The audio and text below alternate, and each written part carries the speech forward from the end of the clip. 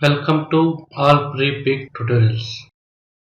Today, I am going to show you how to create abstract star-burst background design in Adobe Photoshop. Please watch entire tutorial. Fill color R30, G60, B120.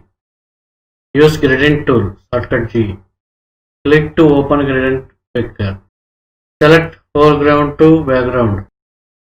Draw gradient bottom to top angle with gradient tool. Go to filter menu and distort and wave. Type square. Again go to filter menu and distort and polar coordinates. Select rectangular to polar. Create new layer below. Fill color R30, G60, B120.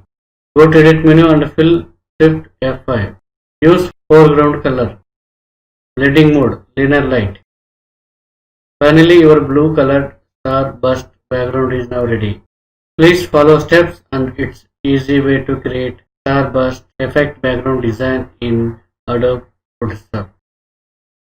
Thank you for watching. Please like, share, comment and subscribe for new tutorials.